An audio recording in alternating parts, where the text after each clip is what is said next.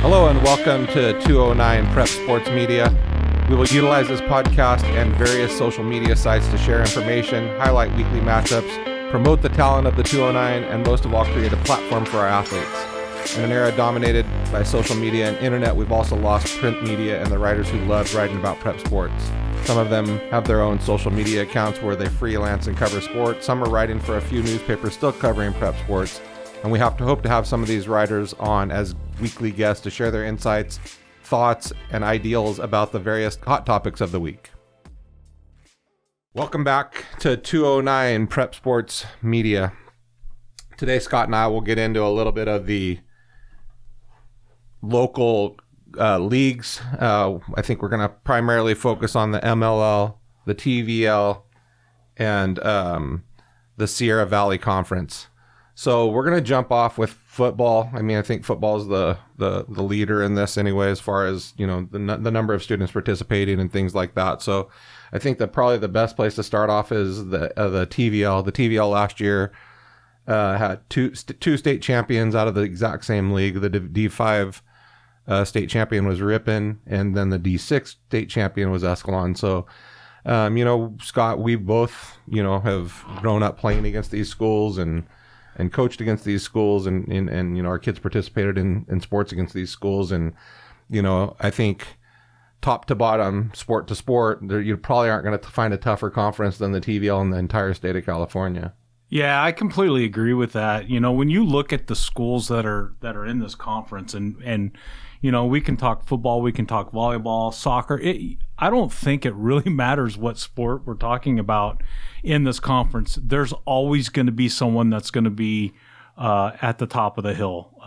You know, whether it's Ripon and Escalon in football last year, Modesto Christian basketball seems like year in and year out they're on top of the heap. And I mean, you can just kind of circle around and really take a look at that. But you know, from going to games over the years in this valley, I can tell you, if you're a fan of high school football and you just want to go and watch a good football game, you're going to put a little star next to the Ripon Escalon game, or the Ripon Hillmar game, or the Escalon. Yeah, or for a while there was even Patterson, but I think Patterson is now they're in a different league. They've now moved on. But that Ripon Escalon game, whether it's in Escalon or in Ripon, holy cow, that's usually a really good football game to watch, and it's no surprise that those two schools went on to win state championships. They're very well coached teams.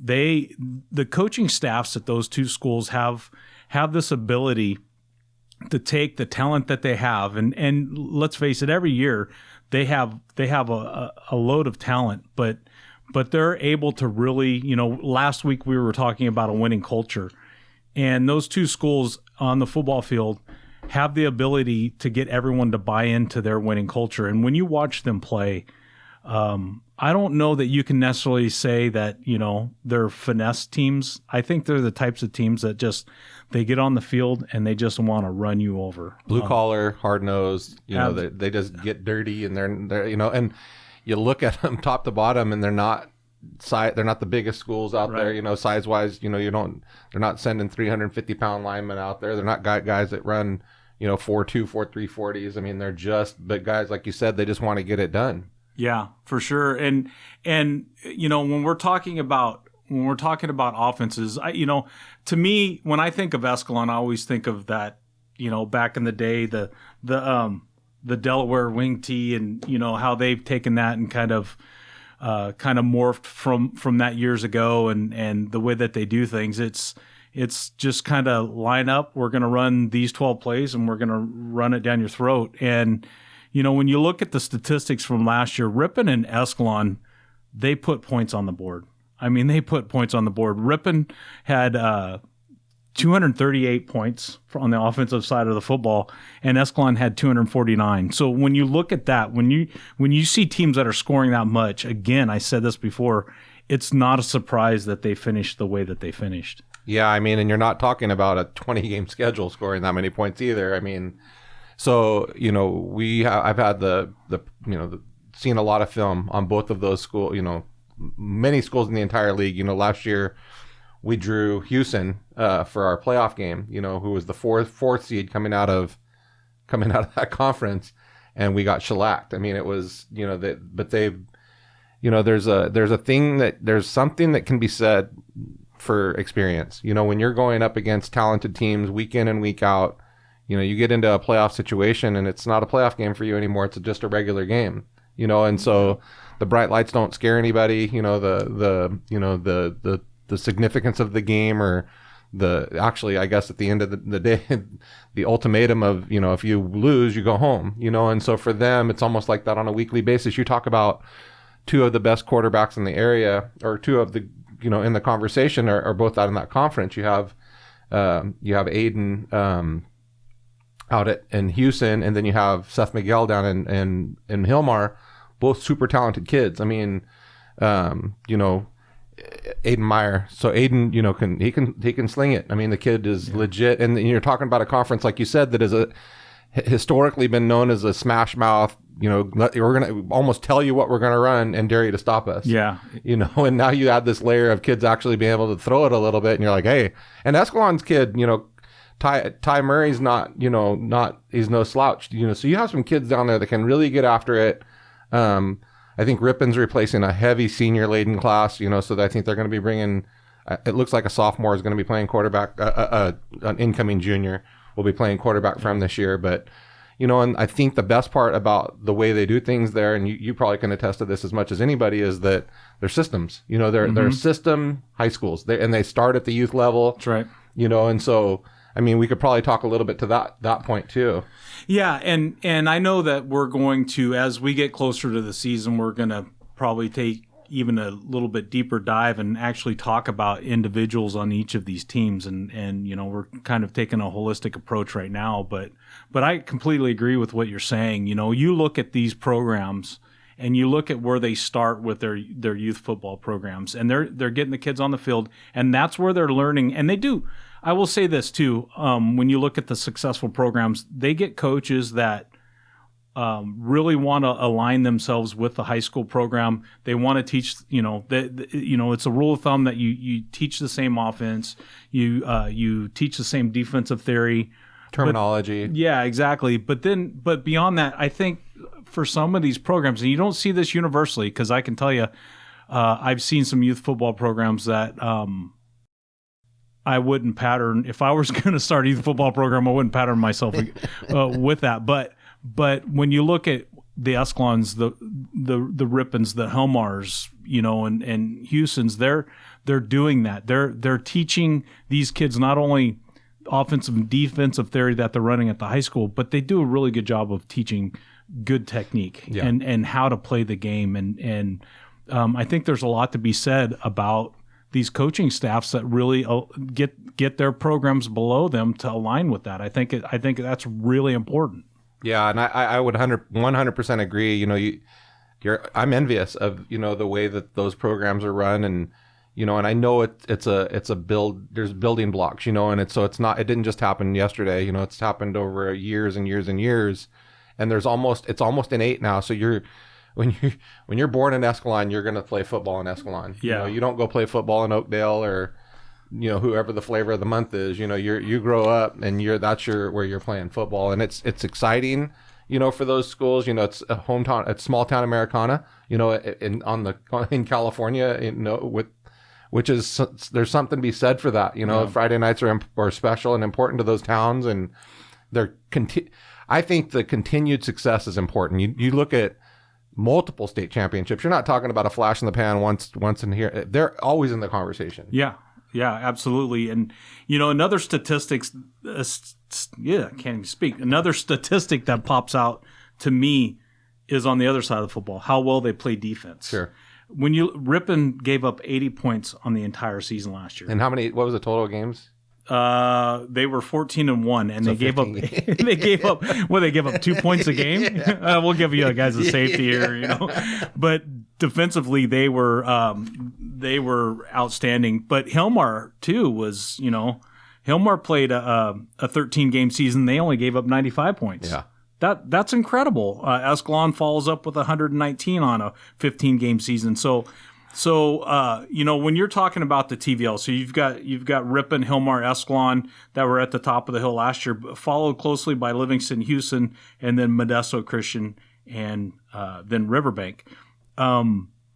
This is a tough conference. Yeah. Football wise, it's a tough conference, and week in and week out, the games are going to be pretty incredible. And looking ahead to the TVL football wise, the league games that are on the schedule as of right now, and I'm sure there may be I don't know if there's going to be any changes to this, but if you look at their schedule right now, there's some really good games just right out of the gate. I mean, you've got on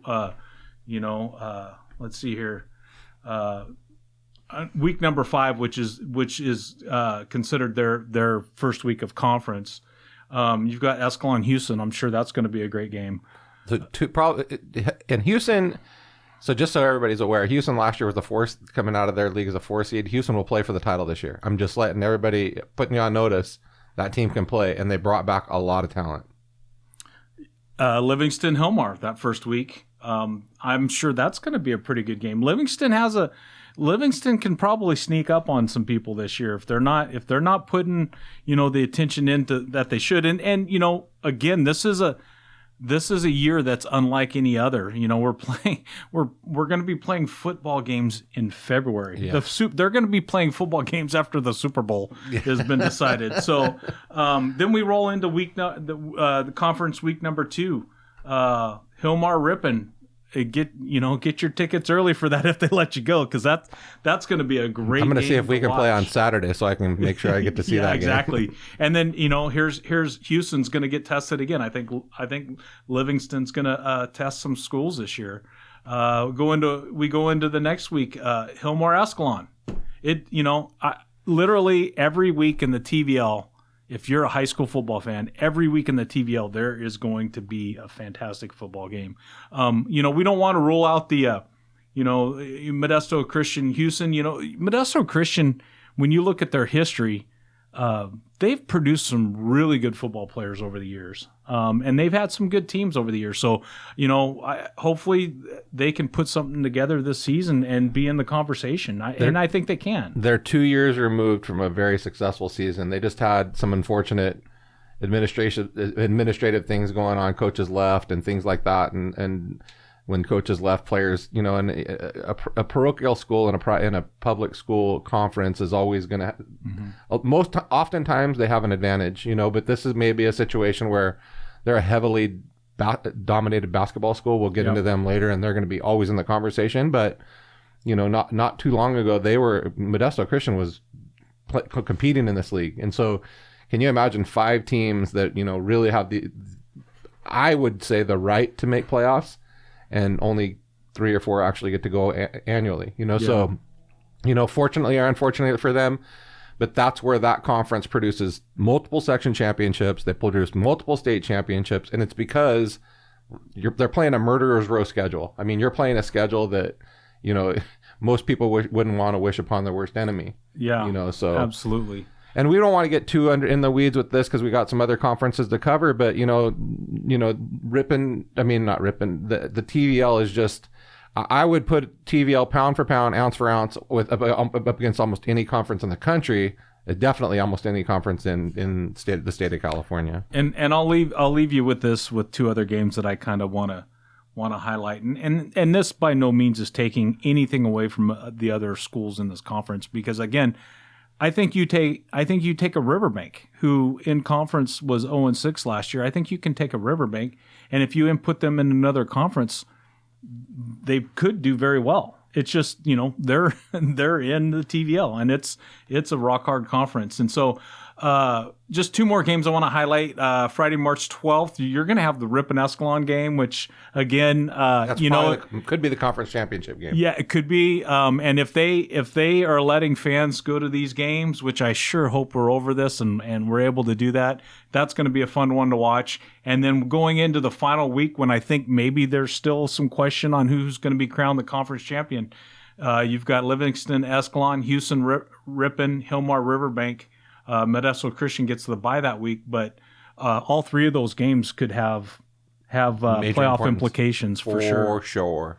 You know, and it's exciting. I mean, I think it's for them, for all of us, you know, and not to, I hope the listeners that are listening actually understand we're not trying to hype up a team or degrade a team. You know, not that we didn't mention a whole lot about Riverbank. Riverbank's, you know, they're in the middle of some transitions and trying to be able to figure out how to compete at that internally within that conference, and they got their hands full. So the next conference we'd like to cover is the Sierra Valley Conference.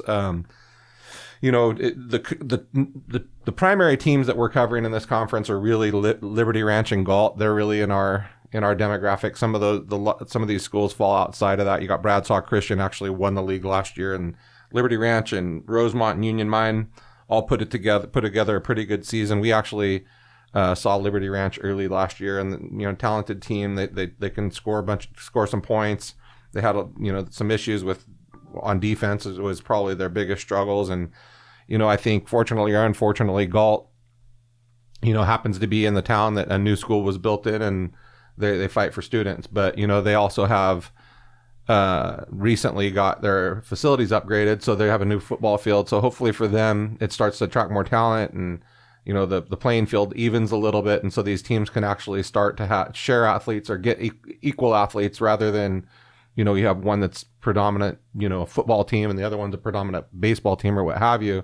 But both of those schools are talented. We played them both, you know, and I was, you know, impressed with the way they're coached and the way they're handled, and you know, the effort that the kids put forth. We could have and should have put Galt away, and they just roared back and put it on us, and it was a game that they took from us. I sometimes you want to, as a coach, you want to say we lost that. They won the game. I mean, we could not stop. They had a kid that was 6'2", 6'3", and they were running, you know, nines. They're running goes almost all day, and we just could not. Our corners were too little, and we got beat. And that's, you know, that's part of the game. But you know, for them, because we had them down, I think we're down up 21 first quarter, and they come roaring back and beat us, you know, I think by a score 10 points, something like that. So it was relatively close, but. You know, it's a tough conference. Bradshaw Christian, again, we talked about this earlier a little bit with a parochial school being in a public school league. You know, that's probably a topic of conversation for both of us at some point, you know, because there's some inequality there, you know, and. Yeah, I know there's arguments about recruiting and those types of things. And, you know, some of them are probably validated when you look at going back to what you were just saying about you get a school like Galt where there's you know, we call them game changers. When you get at this level, it is very realistic that one athlete can change the game. Yep. I mean, it truly can. I mean, I remember, and I, you know, we all know that Aaron Judge is a unbelievable baseball player, but I remember watching high school. It's like, just send Aaron Judge down the field and throw the ball as high as you can. He's the only one that's going to catch it. You know, it's like, that's a game changer. The kid from Galt. I mean, when he matches up against, you know, and not to say, you know, take anything away from the other players, but there's just when a coach identifies a matchup like that and he keeps going to it and it can't be stopped, that kid's a game changer, you know, and you know, and you double him. You try to do all the things you can. We put a safety over the top of him, and the kid was just, again, he's way bigger than everybody that we had at corner. And and he was way faster if we tried to cover him with the linebacker. So that's like you said, you know, that one player can change the dynamic of a game because they have something that the other team can't control, you know, and that's all of us, you know, understand how winning and losing works. But at the core, you always, if you have an advantage somewhere, you figure out a way to utilize that advantage. And if somebody counters that, then you have to have the counter to that. That's right. You have to, as a coaching staff, and I think for the most part, most of these schools do, you have to have a staff that, like you said, number one, identifies it, but has the ability to adjust. And that's why we have half times. That was the whole purpose of having a halftime in a football game, is so that you can go back inside and say, look, we need to change this, this, and this. And it's the coaches that don't have the ability to do that end up having very poor second halves, you know? Well, and so technology has come so far. So you really have the ability at at a fraction of a cost. I think it cost $1,500, and you get a thing called Sideline Assist, and it's Huddle Sideline Assist. And so Huddle has a feature that they give you cameras and all the Wi-Fi and stuff that you need, and you can replay the game, the previous play instantaneously. So you leave the playing field and the D coordinator. So here's the problem with small schools: is your two-way guys don't get to see any film because they never leave the field. Yeah. But for a coach, especially a coach that's you have a head coach, and if you have the luxury of having an offensive and a defensive coordinator where they have time to actually make adjustments in game, you have the technology now available to you that once before was only on the pro setting. You watch a Sunday or a college game and you see that stuff happening. Everybody has an iPad or whatever now, but we actually can do that, and that's awesome. Phenomenal when you're able to use it. Yeah. But there's also times where you're just like, we just don't have, we're beat, we're outmanned, and so there's not a lot to talk about with this league other than those two schools. I don't want to get into the Rosemonts and the Union Mines and Bradshaw Christian. That's all outside of the 209. That's not what we're all about. But I wanted to make sure we covered Galt and Liberty Ranch, both very good coaches, both very good programs. The ADs and the schools the kids are good, good kids, hardworking kids. And so I think they deserve the recognition. Yeah, I completely agree. We'll let's go ahead and shift over now. We'll take a look at the Motherlode League, which really falls. I think all these schools really fall into our purview for what we're trying to accomplish. A couple of years ago, we saw through realignment, we saw some change. I should go back maybe farther than that, but forever the Motherlode League conference was Linden, Bret Harte, Somerville, Amador, Calaveras, and Argonaut.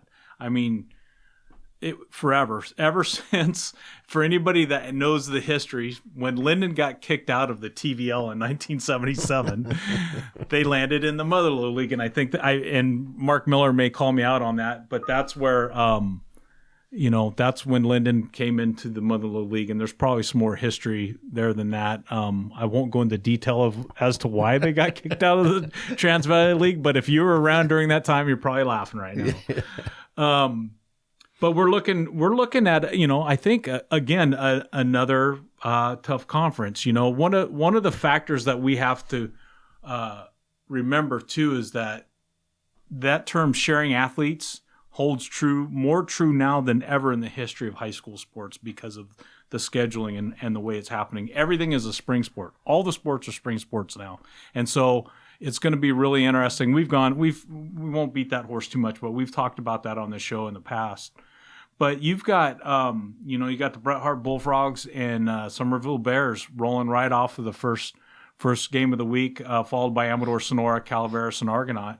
And, we've had, of these schools, we've had a lot of winning history here. Sonora, the Sonora Wildcats, they used to be a dominant program back in the VOL days, when I think their enrollment was probably a little bit bigger.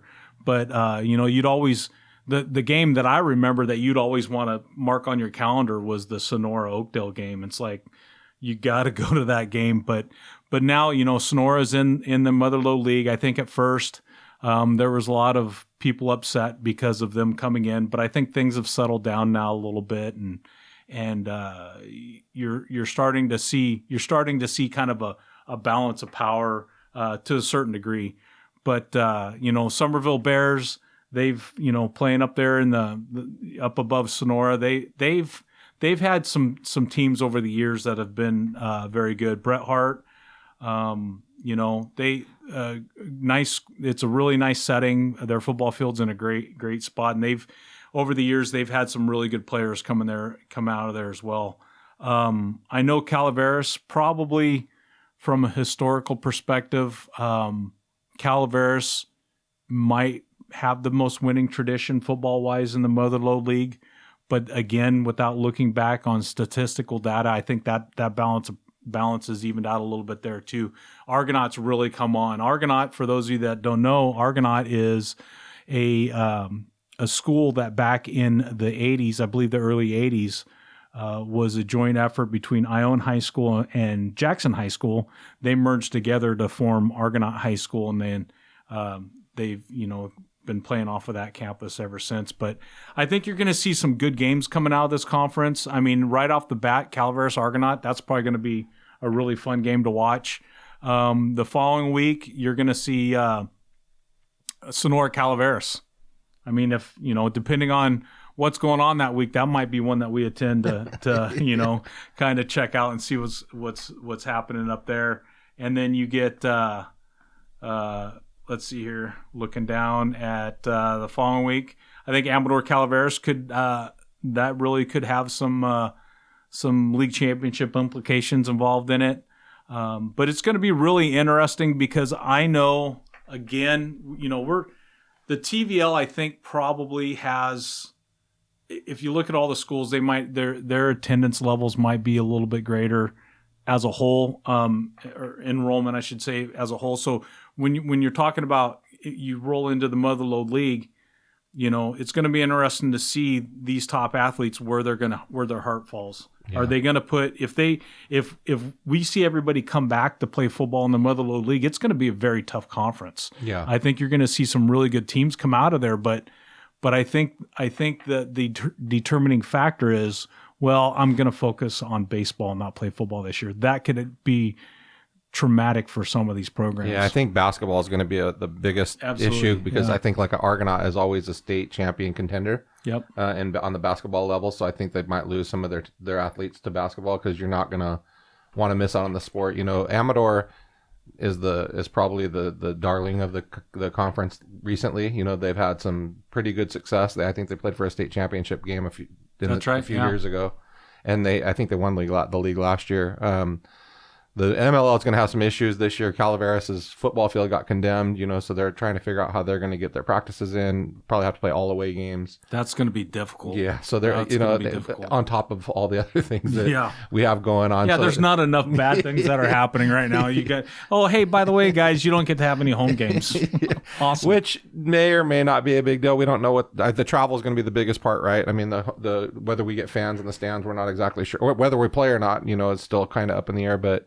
I sure hope we do. Yeah, and then getting the fans in the stands. But the MLL, historically is a very tough conference. When Sonora came in, they made it tougher. They made it tougher for the people at the bottom to be competitive because, you're playing, you can almost pencil in Calaveras and you can almost pencil in Sonora as playoff teams on a regular basis. So for everybody else, you're playing for third or fourth. If you think that way, then Amador didn't think that way. Amador was like, we're not playing for anybody. We're not anybody's second choice. We're going to go out there and win this thing.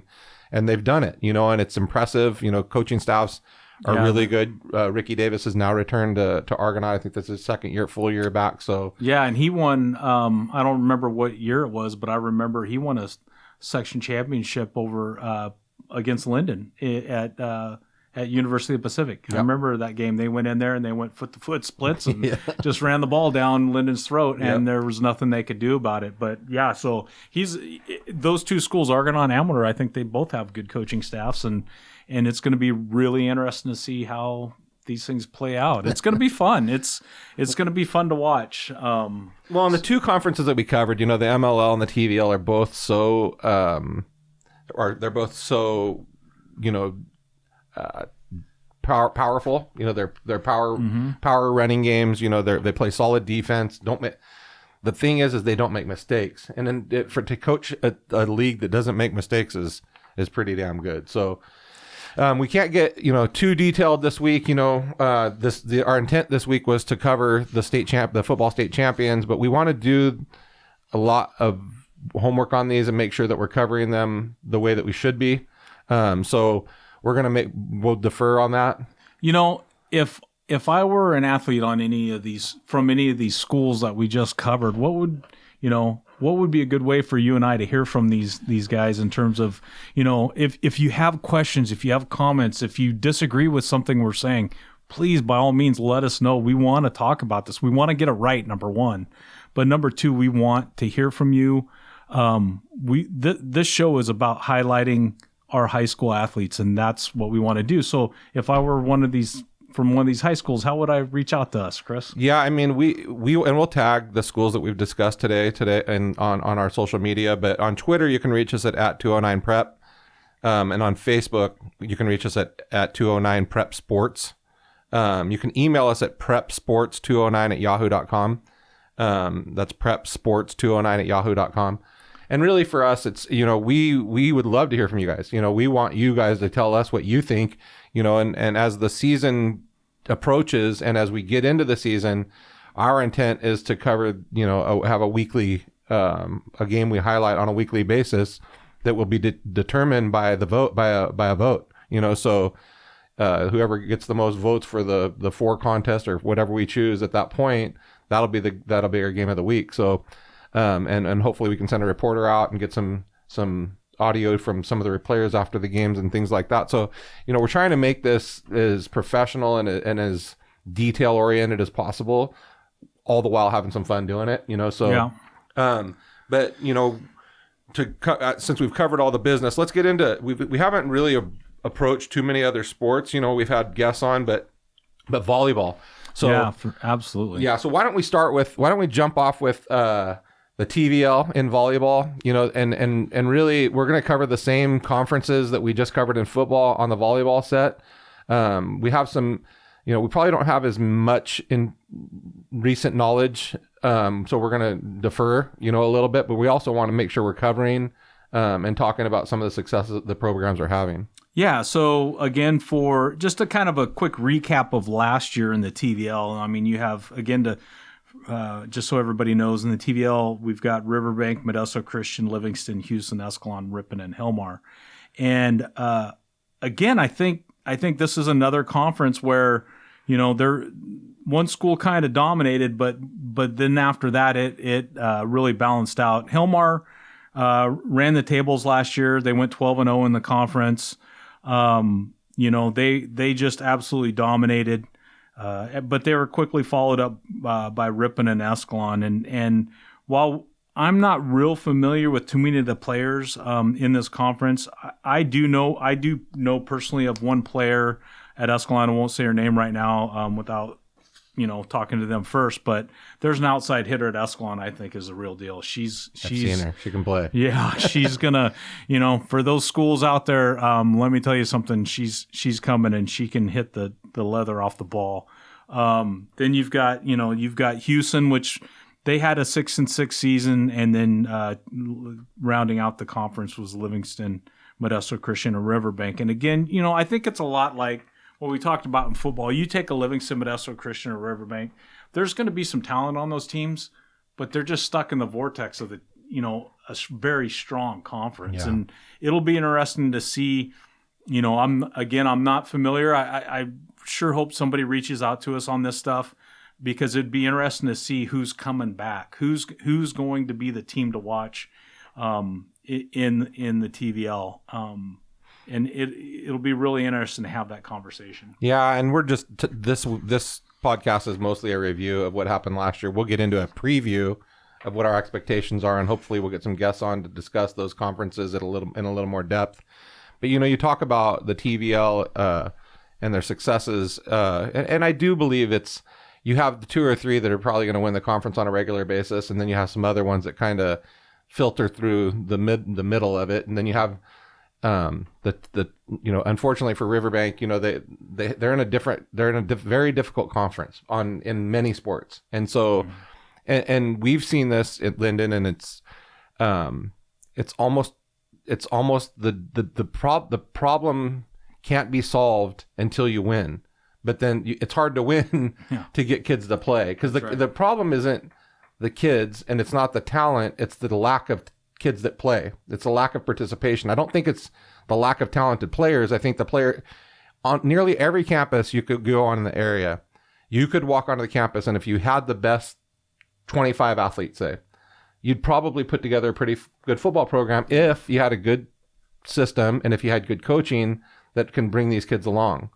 So it'd almost be a really good human experiment to take a staff from one of these programs and put it into a program that hasn't had as much success, and see where that would go. Because I feel like, and we've seen it, we've had a little bit of success. We got moved conferences in Linden and it helped us. And so I feel like Riverbank needs a reprieve, and I think if they could get that, they could find their mojo again, and they could put themselves in a position to have some, because here's the reality.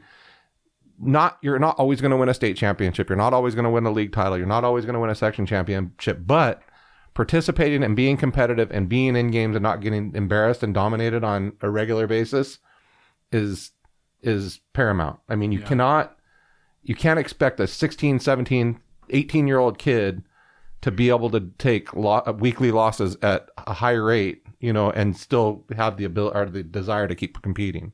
Yeah. So, I'm not going to get on that soapbox, but I think it needed to be said.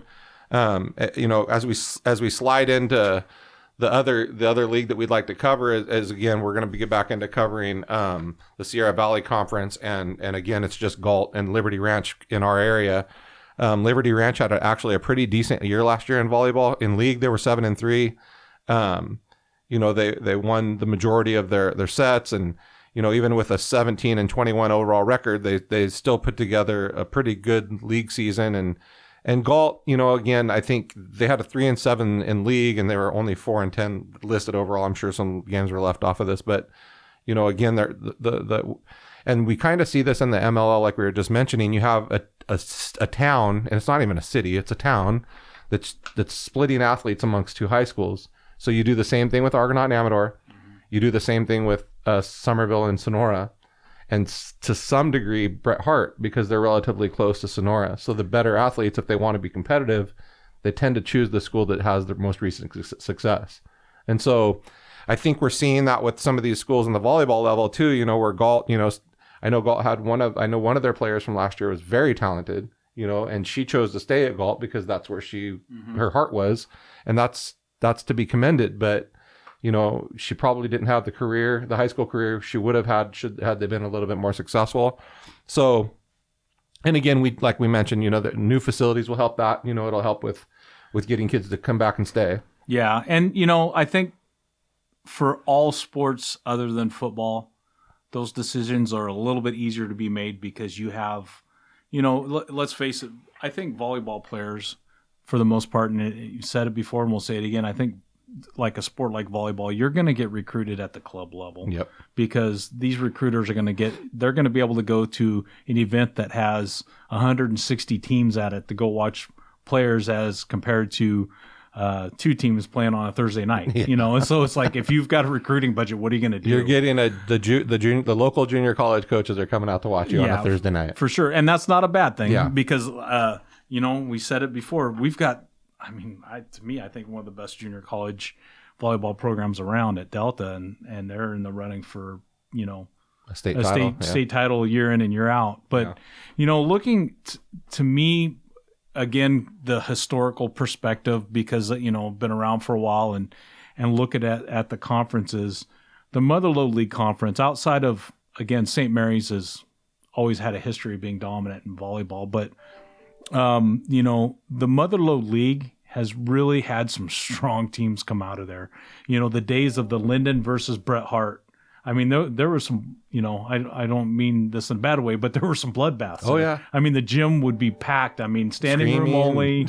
Yeah. Every point was critical. Huge student sections at both schools. Oh, my goodness. Yeah. And there's, and between Linden and Bret Harte, probably Linden gets the nod on this in terms of Division I college volleyball players. There's been quite a few. Oh, yeah. And Bret Harte's had a few too.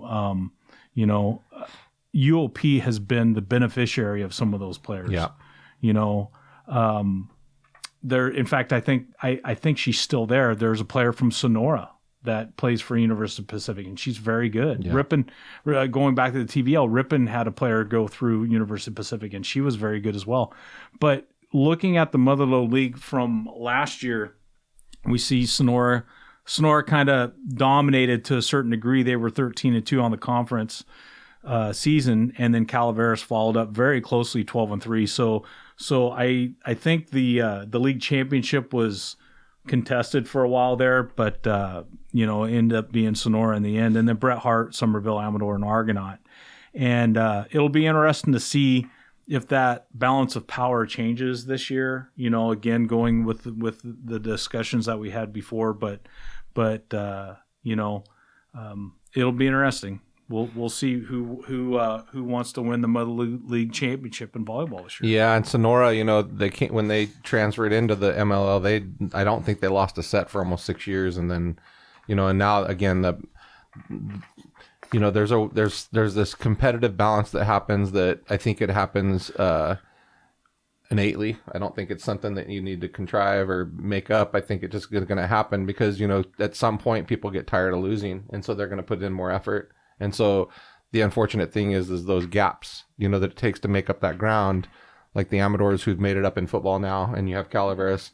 Calaveras is a very good program, Bret Hart, volleyball wise, and football, but, Bret Hart was the darling once Linden left.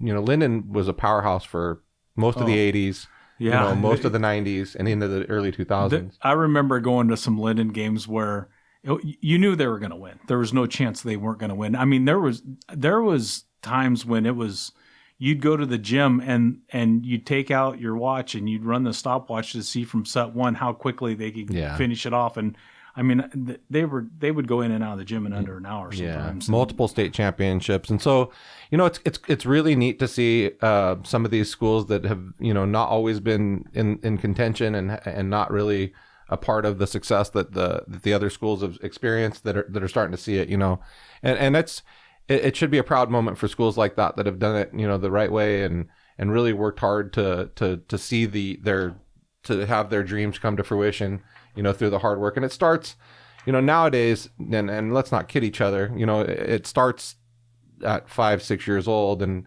if you start to identify that you have a passion for a sport, or, you almost have to start directing yourself towards that travel experience or getting private coaching or private training or those types of things. Cause these kids are leaving more college ready than ever. You're having kids that are stepping onto college campuses that are playing as freshmen. It used to be not too long ago.